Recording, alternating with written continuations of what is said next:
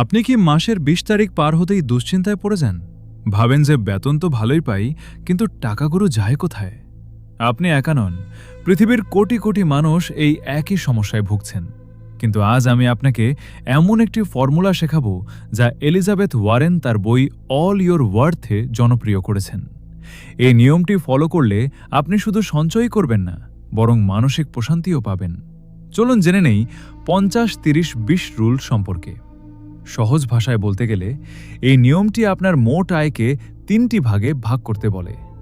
৫০% needs বা প্রয়োজনীয়তা, ৩০% wants বা শখ, ২০% সেভিংস এবং ডেট বা সঞ্চয় এবং ঋণ পরিশোধ। চলুন প্রতিটি বিষয় বিস্তারিত আলোচনা করি।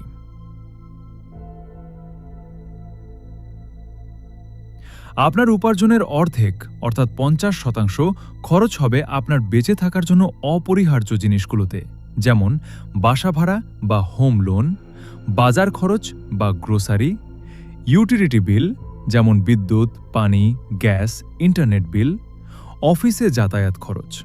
এখানে মনে রাখতে হবে, নেটফ্লিক্স সাবস্ক্রিপশন বা বাইরে রেস্টুরেন্টে খাওয়া কিন্তু নিডস বা প্রয়োজন নয়, এটি শুধুমাত্র আপনার মৌলিক চাহিদা।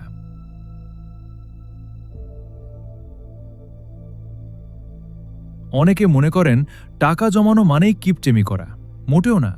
এই ফর্মুলা আপনাকে উপভোগ করার সুযোগ দেয়। আপনার আয়ের ৩০% আপনি নিজের শখ পূরণে ব্যয় করতে পারেন, যেমন বাইরে ডিনার করতে যাওয়া, নতুন জামাকাপড় কেনা, ঘুরতে যাওয়া, জিমে যাওয়া বা মুভি দেখা। এটি আপনাকে জীবন উপভোগ করার সুযোগ দেয়, যার ফলে আপনি মানসিকভাবে সতেজ থাকেন।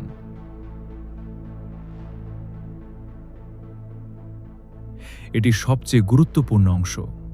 বাকি ২০% টাকা আপনি কোনোভাবেই খরচ করবেন না। এটি আপনার ভবিষ্যতের জন্য ইমার্জেন্সি ফান্ড তৈরি করা, যাতে হঠাৎ বিপদ হলে কারো কাছে হাত পাততে না হয়। শেয়ার বাজার, গোল্ড বা সঞ্চয়পত্রে ইনভেস্ট করা।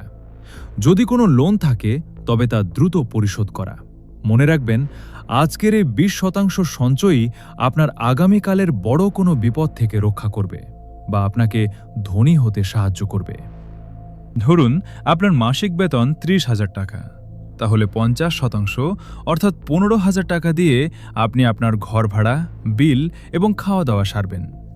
৩০% অর্থাৎ ৯,০০০ টাকা দিয়ে আপনি শপিং বা শখ পূরণ করবেন। ২০% অর্থাৎ ৬,০০০ টাকা আপনি সঞ্চয় বা ইনভেস্ট করবেন। শুনতে ছোট মনে হলেও প্রতি মাসে ৬,০০০ টাকা ইনভেস্ট করলে ১০ বছর পর আপনি অবাক করা একটি অঙ্কের মালিক হবেন। শুরুতে এই হিসাব মেলাতে একটু কষ্ট হতে পারে। হয়তো আপনার নিডস এখন ৭০% হয়ে আছে। চিন্তার কিছু নেই। ধীরে ধীরে খরচ কমিয়ে এই ৫০-৩০-২০ ফরম্যাটে আসার চেষ্টা করুন।